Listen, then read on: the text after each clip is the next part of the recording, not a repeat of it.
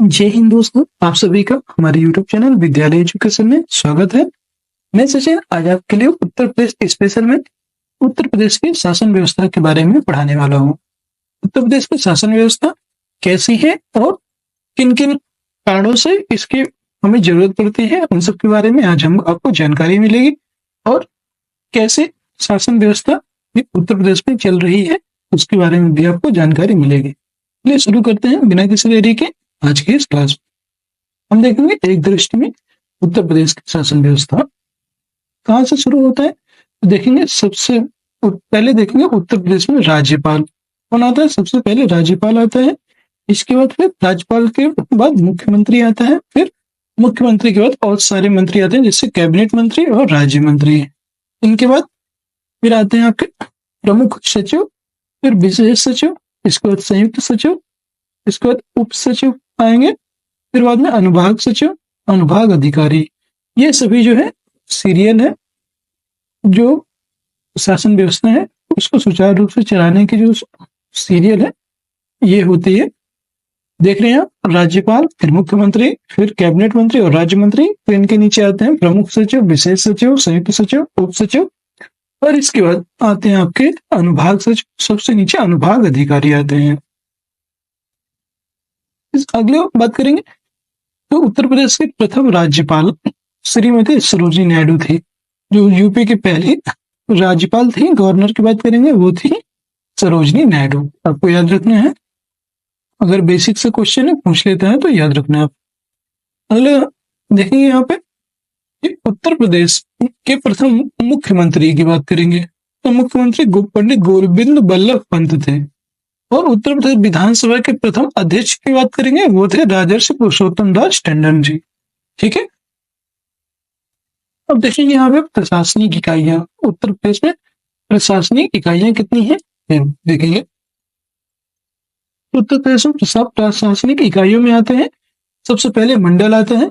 तो उत्तर प्रदेश में कुल 18 मंडल दिए हुए हैं। जिले की बात करेंगे तो 75 जिले आपके उत्तर प्रदेश में स्थित हैं। न्यायिक जिले की बात करेंगे तो न्यायिक जिले आपके 72 जिले हैं और तहसील की बात करेंगे 313 तहसील हैं। विकास खंड की बात करेंगे तो विकास खंड में 822 विकास खंड स्थित हैं। और आबाद ग्राम की बात करेंगे तो ये है टोटल 97,941 टोटल गांव जो है आबाद। इनकी बात करेंगे तो ये है टोटल 97,941। ये आपको डाटा याद रखना है क्योंकि कई बार आपको डायरेक्ट जो है एक्चुअल नॉलेज में ये पूछ लेता है आपसे, इसलिए आपको डाटा यहाँ का याद रखना है। अगला है दिया है कि उत्तर प्रदेश राज्य को 18 संभागों में बांटा गया है। उत्तर प्रदेश में अब तक 10 बार राष्ट्रपति शासन लागू किया जा चुका है, जो सर्वाधिक बार है, याद रखिएगा। सर्वाधिक बार राष्ट्रपति शासन लगा है वो है आपका उत्तर प्रदेश, याद रखिएगा। अगला है संभाग प्रमुख को आयुक्त कहते हैं, ये भी आपको याद रखना है। आयुक्त के अंतर्गत कई जिलाधिकारी आते हैं।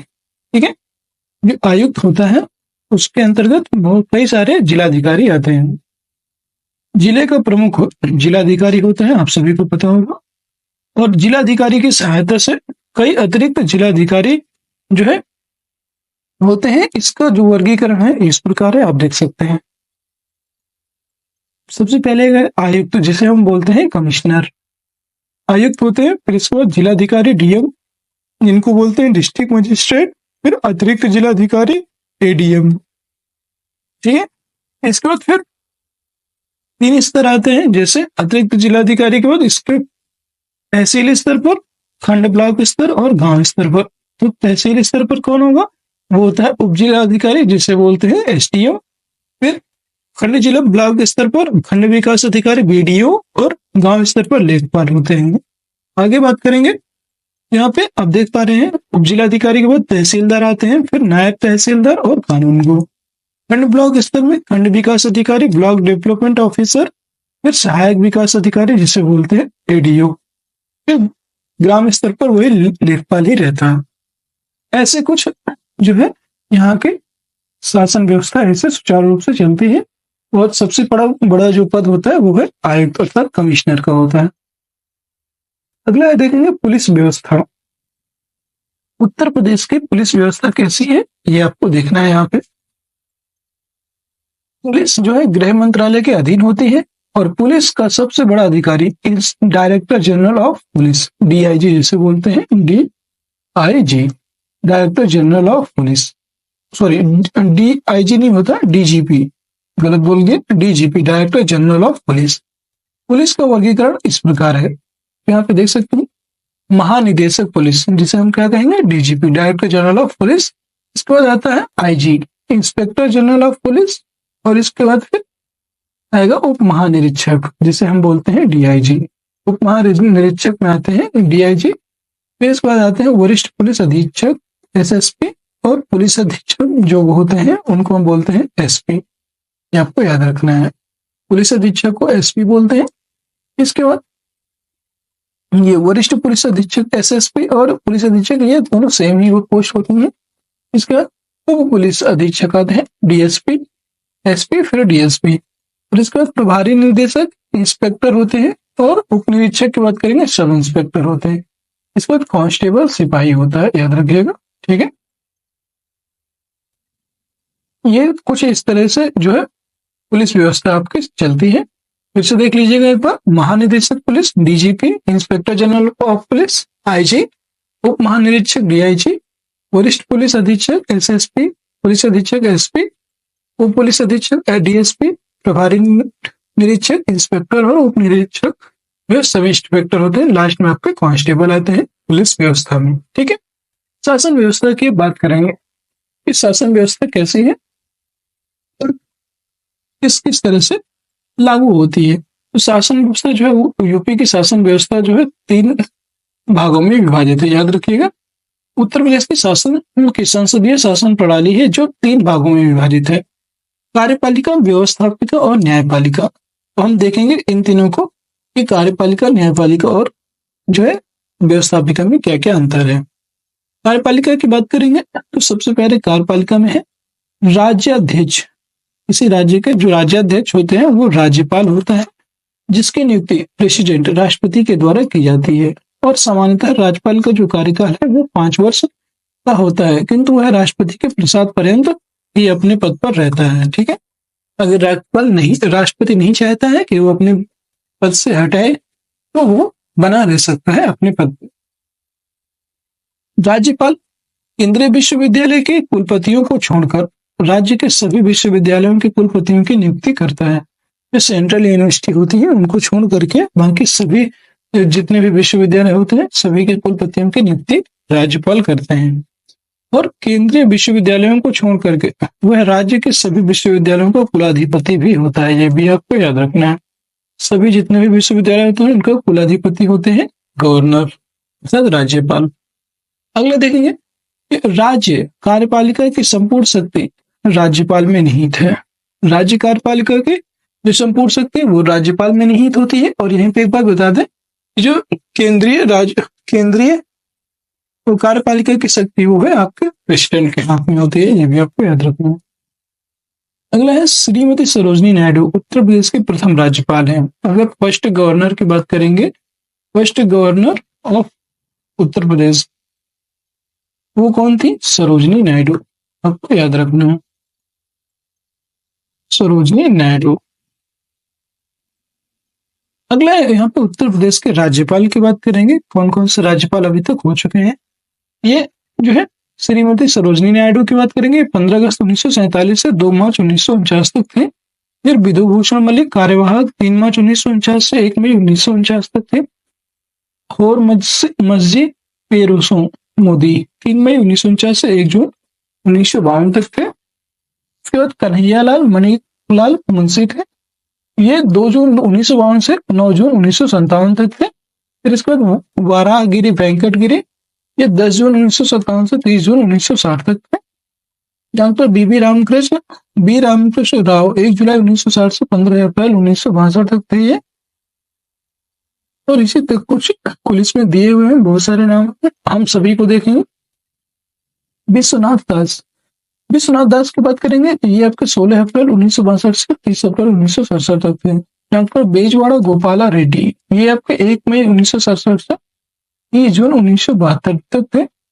फिर है शशिकांत वर्मा, जो एक कार्यवाहक थे और ये 1 जुलाई 1972 को निर्वाचित होते हैं और 13 नवंबर 1972 तक ये शासन में रहते हैं। अगला है अकबर अली खान, ये जो है 14 नवंबर 1972 से 24 अक्टूबर 1974 तक थे।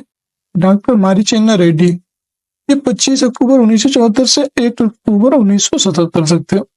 गणपत राव देवजी तपासे, ये जो है 2 अक्टूबर 1977 से 27 फरवरी 1980 तक थे। अगले हैं चंद्रशेखर प्रसाद नारायण सिंह, ये 28 फरवरी 1980 से 31 मार्च 1985 तक थे। अगले हैं मोहम्मद उस्मान खां आरिफ, ये 31 मार्च 1985 से 11 फरवरी 1990 तक थे। इसके बाद बी सत्यनारायण रेड्डी, ये 12 फरवरी 1990 से लेकर के 25 मई 1993 तक। फिर मोतीलाल वोरा, ये आपके 25 मई 1993 से 3 मई 1996 तक थे। मोहम्मद सफी कुरैशी, ये 3 मई 1996 से 19 जुलाई 1996 तक। अगले हैं रोमेश भंडारी। रोमेश भंडारी की बात करेंगे, ये आपके 19 जुलाई 1996 से 17 मार्च 1998 तक रहे। मोहम्मद सफी कुरैशी दोबारा कार्यवाहक प्रधान मुख्यमंत्री बने और ये 17 मार्च 1998 से 19 अप्रैल 1998 तक रहे। सूरज भान की बात करेंगे, ये आपके 20 अप्रैल 1998 से 23 नवंबर 2000 तक रहे। विष्णुकांत शास्त्री, ये जो है आपके 24 नवंबर 2000 से 2 जुलाई 2004 तक रहे। और सुदर्शन अग्रवाल, जो कार्यवाहक थे, ये 3 जुलाई 2004 से 8 जुलाई 2004 तक रहे। अगले थे टीबी राजेश्वर, ये आपके 8 जुलाई 2004 से 27 जुलाई 2009 तक रहे। फिर आए आपके बीएल जोशी। बीएल जोशी की बात करेंगे, 28 जुलाई 2009 से 15 जुलाई 2014 तक बीएल जोशी रहे। फिर राम नाईक की बात करेंगे, 15 जुलाई 2014 से कार्यरत थे। और इसके बाद वर्तमान में कौन है? वर्तमान में आनंदीबेन पटेल है। आनंदीबेन पटेल है, आपको याद रखते हैं, ठीक है। और उत्तर प्रदेश के मुख्यमंत्री, यह अभी हम पढ़ रहे थे उत्तर प्रदेश के राज्यपाल, अब हम पढ़ेंगे उत्तर प्रदेश के मुख्यमंत्री। अभी तक कौन कौन से मुख्यमंत्री हो चुके हैं ये भी पढ़ेंगे। यहाँ पे नाम दिया हुआ है, कार्यरत कब से कब तक ये भी दिया हुआ है। तो सबसे पहले जो उत्तर प्रदेश के मुख्यमंत्री थे उनका नाम था गोविंद वल्लभ पंत। ये आपका 1 अप्रैल 1947 से 27 दिसंबर 1954 तक रहे। इसके बाद आपके जो है डॉक्टर शंपूरानंद। 28 दिसंबर 1954 से 6 दिसंबर 1960 तक रहे। फिर इसके बाद आते हैं चंद्रभान गुप्त। चंद्रभान गुप्त की बात करेंगे तो ये 7 दिसंबर 1960 से 1 अक्टूबर 1963 तक रहते हैं। फिर इसके बाद अगला है श्रीमती सुरुचिता कृपलानी, ये 2 अक्टूबर 1963 से 13 मार्च 1967 तक रही। चंद्रभान गुप्त की बात करेंगे, 14 मार्च 1967 से 2 अप्रैल 1967 तक रहे। चौधरी चरण सिंह जो है ये आपको 3 अप्रैल 1967 से 25 अप्रैल 1968 तक रहे। फिर हम बात करेंगे राष्ट्रपति शासन, यहाँ पे लग जाता है 25 फरवरी 1968 से 25 फरवरी 1969 तक। 1 साल के लिए यहाँ पे 1 ईयर का जो है राष्ट्रपति शासन लगाया जाता है, याद रखिएगा 1 ईयर, ठीक है। इसको चंद्रभान गुप्त दोबारा बनते हैं 26 फरवरी 1969 से 17 फरवरी 1970 तक। अगले चौधरी चरण सिंह 17 फरवरी 1970 से बनते हैं 1 अक्टूबर 1970 तक। इसके बाद राष्ट्रपति शासन फिर लग जाता है 2 अक्टूबर 1970 से 18 अक्टूबर 1970 तक। इसके बाद त्रिभुवन नारायण सिंह, ये 18 अक्टूबर 1970 से 4 अप्रैल 1971 तक बनते हैं। फिर कमलापति त्रिपाठी 4 अप्रैल 1971 से 12 जून 1973 तक बनते हैं। फिर इसके बाद राष्ट्रपति शासन लगता है 12 जून 1973 से 8 नवंबर 1975 तक। अगला है हेमवती नंदन बहुगुणा, ये आपको 8 नवंबर 1973 से 30 नवंबर 1975 तक बनती है। फिर इसके बाद राष्ट्रपति शासन लगता है 23 नवंबर 1975 से 21 जनवरी 1976 तक। अगले बार नारायण दत्त तिवारी बनते हैं मुख्यमंत्री 21 जनवरी 1976 को, और इनका कार्यकाल 30 अप्रैल 1977 तक समाप्त हो जाता है। अगला यहाँ पे देखिए राष्ट्रपति शासन लग जाता है फिर 30 अप्रैल 1977 से 22 जून 1977 तक। अगला है आपको राम नरेश यादव, ये बनते हैं 23 जून 1977 से 28 फरवरी 1979 तक। बनारसी दास 28 फरवरी 1979 से 17 फरवरी 1980। राष्ट्रपति शासन की बात करेंगे तो राष्ट्रपति शासन यहाँ पे 17 फरवरी 1980 से लग करके 9 जून 1980 तक लगता है। फिर विश्वनाथ प्रताप सिंह आते हैं 9 जून 1980 को, और 19 जुलाई 1982 तक ये शासन में रहते हैं। अगले हैं आपके श्रीपति मिश्र। श्रीपति मिश्र की बात करेंगे 19 जुलाई 1982 से 3 अगस्त 1984 तक ये जो है मुख्यमंत्री रहते हैं। ऐसे ही आप देखते जाएंगे। अब ये आपके एग्जाम में पूछा नहीं जाएगा तो इसे पूरा नहीं करते हैं, और जो भी आपके लेटेस्ट है वो देख लेते हैं। जैसे राष्ट्रपति शासन, अंतिम राष्ट्रपति शासन पूछ सकते हैं कब लगा था, तो अंतिम राष्ट्रपति शासन 8 मार्च 2002 से 3 मई 2002 तक लगाया गया था। अंतिम, ये अंतिम था, याद रखिएगा, ठीक है। और कुमारी मायावती 3 मई 2002 से 26 अगस्त 2003 तक बनती हैं। मुलायम सिंह यादव 29 अगस्त 2003 से 11 मई 2007 तक। इसके बाद कुमारी मायावती 13 मई 2007 से 14 मार्च 2012। अखिलेश यादव 15 मई 2012 से 19 मार्च 2017 तक। और योगी आदित्यनाथ 19 मार्च 2017 से कार्यरत, और ये वर्तमान में भी अभी भी है, वर्तमान में योगी आदित्यनाथ जी ही हैं, ठीक है। यहाँ पे आपके मुख्यमंत्री कंप्लीट हो जाते हैं। उत्तर प्रदेश विधानसभा के अध्यक्ष कौन कौन से हैं ये बताना है। यहाँ पे सबसे उत्तर प्रदेश विधानसभा के पहले अध्यक्ष की बात करेंगे, वो थे राजर्षि पुरुषोत्तम दास टंडन। 31 जुलाई 1943 से 10 अगस्त 1950 तक ये शासन में रहे। इसके बाद बहुत सारे यहाँ पे भी आते हैं विधानसभा अध्यक्ष, जिनको हम फर्स्ट और लास्ट आप याद कर सकते हैं। यहाँ पे हृदय नारायण सिंह 2017 में बने थे, ठीक है। और इसके बाद उत्तर प्रदेश विधानसभा विधान परिषद के सभापति, यहाँ पे सभापति की बात करेंगे तो उत्तर प्रदेश विधान परिषद के जो सभापति पहले सभापति थे वो थे चंद्रभान है यहाँ पे। चंद्रभान जो थे वो 10 मार्च 1949 से 26 जनवरी 1950, और फिर 26 जनवरी 1950 से दोबारा बने 5 मई 1958 तक, ठीक है। ये थे चंद्रभान, विधानसभा परिषद के सभापति पहले बने। इस पर हम ये उत्तर प्रदेश की व्यवस्थापिका के बारे में बात करेंगे। उत्तर प्रदेश की जो व्यवस्थापिका है इसके बारे में हम बात करेंगे तो उत्तर प्रदेश में 2 सदस्यीय व्यवस्थापिका है, विधानसभा और विधान परिषद। विधानसभा लोकप्रिय सदन कहलाता है, इसमें 403 सदस्य निर्वाचित एवं 1 सदस्य जो है एंग्लो इंडियन समुदाय से मनोनीत किया जाता है। और विधानसभा का सदस्य बनने हेतु जो प्रत्याशी की आयु है वो 25 वर्ष से पूर्ण होनी चाहिए, अर्थात जो आयु है वो 25 वर्ष यहाँ पे होनी चाहिए। वह भारत का नागरिक हो, विधानसभा का सदस्य बनने के लिए भारत का नागरिक हो, किसी लाभ के पद पर ना हो, उन सभी योग्यताओं को रखता हो जो संसद द्वारा निर्धारित की गई हैं। राज्यसभा के बाद विधानसभा और विधान परिषद में एंग्लो इंडियन समुदाय से एक सदस्य को मनोनीत कर सकता है। बहुमत प्राप्त दल का नेता मुख्यमंत्री होता है। मंत्रिमंडल विधानसभा के प्रति उत्तरदायी होता है। और विधानसभा का एक अध्यक्ष तथा एक उपाध्यक्ष भी होते हैं, याद रखिएगा। विधान परिषद की बात करेंगे तो उत्तर प्रदेश विधान परिषद में 100 सदस्य हैं। इसका निर्वाचन अप्रत्यक्ष रूप से होता है, और 1/3 सदस्य विधानसभा से, 1/3 सदस्य स्थानीय संस्थाओं से, और 1/2 सदस्य शिक्षकों से, 1/12 सदस्य स्नातक द्वारा निर्वाचित होते हैं। शेष 1/6 सदस्य जो है राज्यपाल द्वारा विशेष क्षेत्र के उल्लेखनीय कार्य करने वाले व्यक्तियों के मनोनीत किए जाते हैं, याद रखिएगा। अगला है विधान परिषद को उच्च सदन भी कहा जाता है, ये आपको याद रखना है। यहाँ पे बात करेंगे हम विधान परिषद जो है ये जो कभी जो है भंग नहीं होता है। इसके सदस्यों को कार्यकाल जो है 6 वर्ष का होता है। उत्तर प्रदेश विधान परिषद का जो गठन है ये 1937 ईस्वी में किया गया। सबसे पहले उत्तर प्रदेश जो विधान परिषद है इससे गठन 1937 में हुआ था। अगला है आपका न्यायपालिका। तो हम बात करेंगे न्यायपालिका, जुडिशियरी की बात करेंगे। तो उत्तर प्रदेश राज्य में न्याय व्यवस्था के लिए उच्च न्यायालय तथा उच्च न्यायालय की अधीनता में जिला न्यायालय व अन्य न्यायालय भी होते हैं।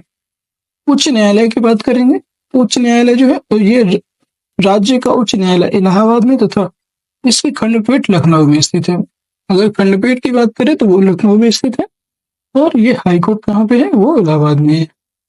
इलाहाबाद उच्च न्यायालय की जो स्थापना है 1866 ईस्वी में हुई थी, ये भी आपको याद रखना है। जिला न्यायालय की बात करेंगे डिस्ट्रिक्ट कोर्ट,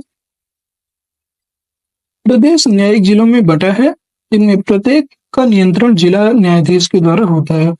न्यायिक सेवा को दो भागों में बांटा गया है, उत्तर प्रदेश सिविल न्यायिक सर्विस और Uttar Pradesh higher judicial service. ये दोनों आपको याद रखना है। अगला है राजस्व परिषद।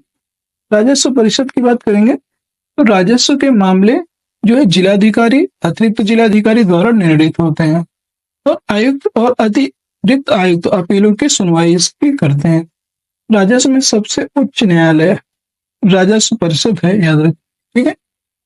अगला है आपका यहाँ पे उत्तर प्रदेश के लोकायुक्त। उत्तर प्रदेश के जो लोकायुक्त हैं यहाँ पे देखेंगे, सबसे उत्तर प्रदेश के प्रथम लोकायुक्त की बात करेंगे तो वो थे न्यायमूर्ति श्री विशंबर दयाल। ये 14 सितंबर 1977 से 13 सितंबर 1982 तक रहे। इसको 14 सितंबर 1982 से 9 जनवरी 1983 तक दोबारा फिर बने। ये जो है, अच्छा, इनका जो पद रिक्त रहा, सॉरी, यहाँ पे पद रिक्त है 14 सितंबर 1982 से 9 जनवरी 1983 तक ये पद रिक्त रहा।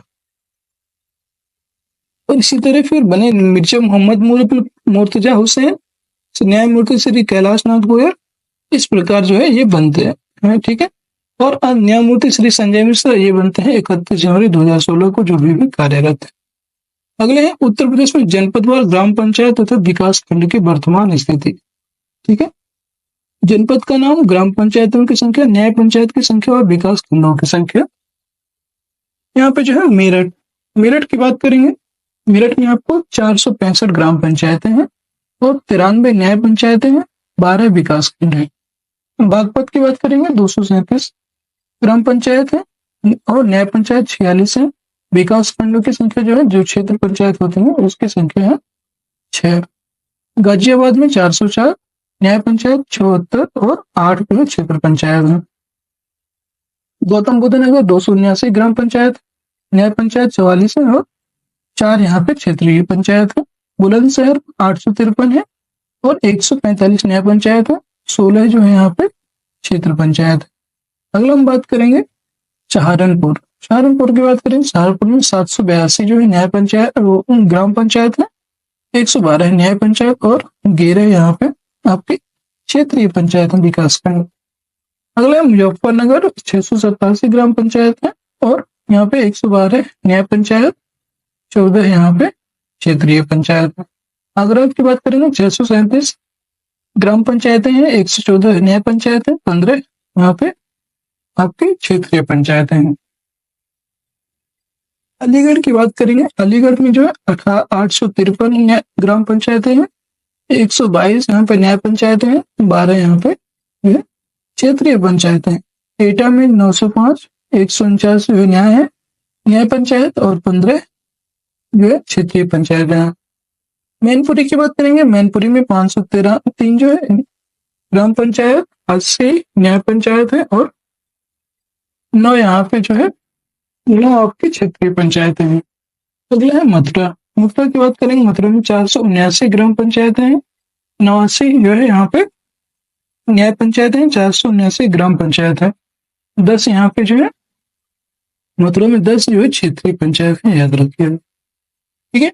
अगला प्रश्न फिरोजाबाद। फिरोजाबाद की बात करेंगे तो यहाँ पे 514 न्याय ग्राम पंचायत है, 79 यहाँ पे न्याय पंचायत और 9 क्षेत्रीय पंचायत है। अगला है हाथरस। हाथरस में 403 जो है ग्राम पंचायत है, 64 न्याय पंचायत और 7 जो है क्षेत्रीय पंचायत है। बरेली की बात करेंगे, बरेली में 1008 ग्राम पंचायत, जो 144 न्याय पंचायत और 15 क्षेत्रीय पंचायतें हैं। अगर ऐसे ही दिए हुए पूरे 75 के 75 जिले। ठीक है।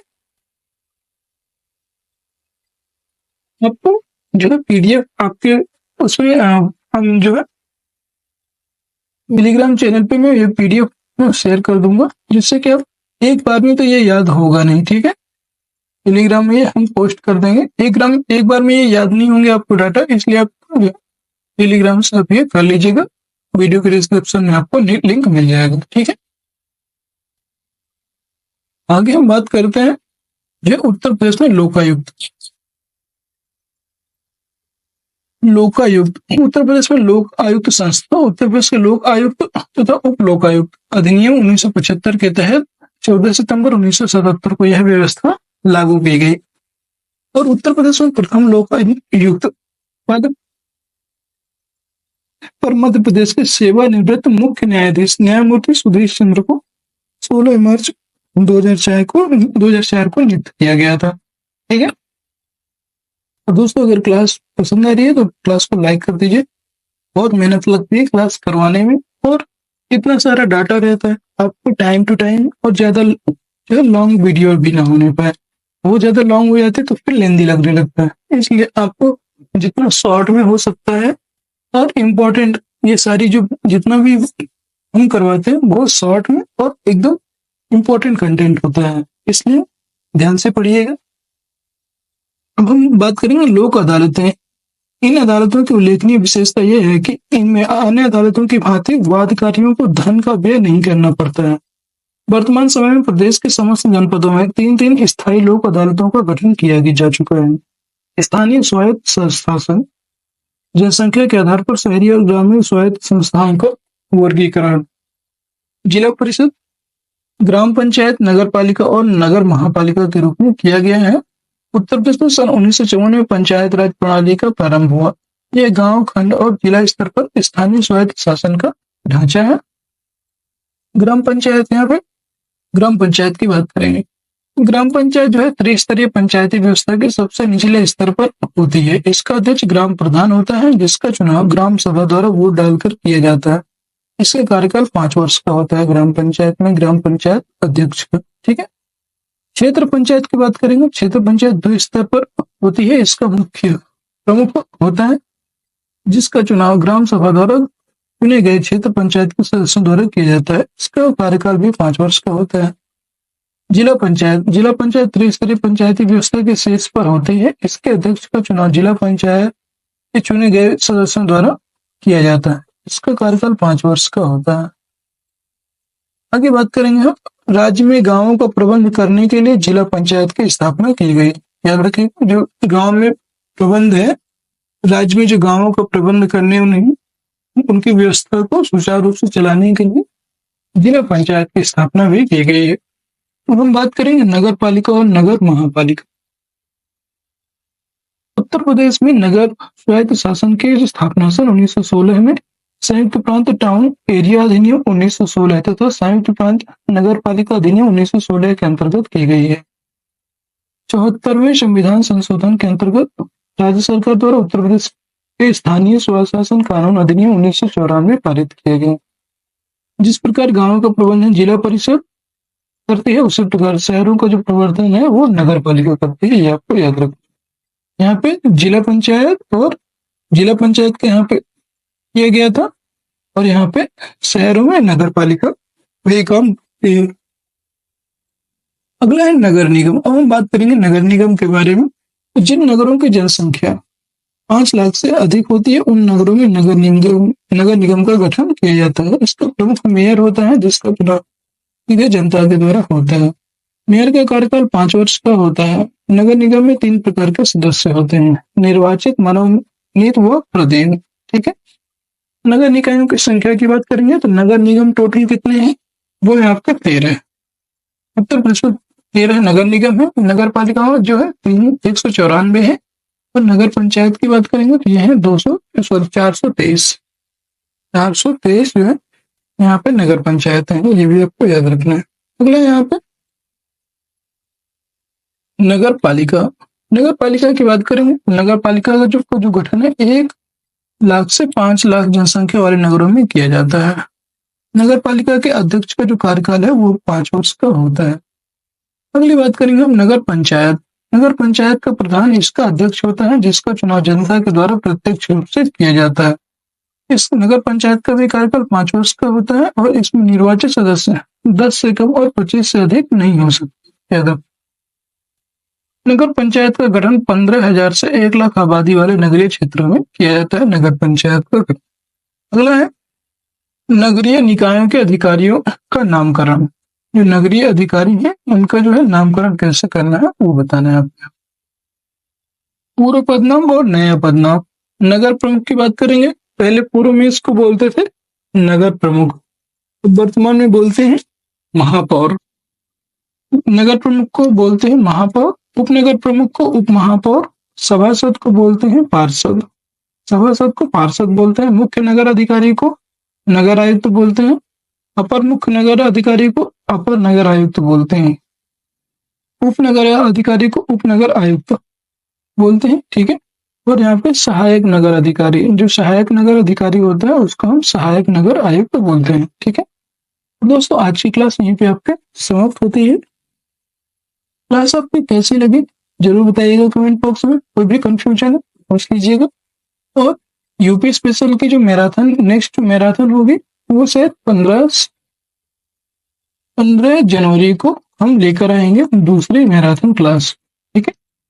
और यूपी स्पेशल में आपका सिर्फ एक टॉपिक ही बचा है, उत्तर प्रदेश समसामयिक घटनाएं, जो हम नेक्स्ट डे लेकर आएंगे। और आज की क्लास अगर अच्छी लगी तो वीडियो को लाइक कर दीजिए, शेयर कर दीजिए, और चैनल में नए हैं तो चैनल को सब्सक्राइब करना मत भूलिएगा, जिससे कि आगे आने वाले वीडियोज की नोटिफिकेशन आप सभी को सबसे पहले मिल जाए। आज के लिए इतना ही। जय हिंद, जय भारत।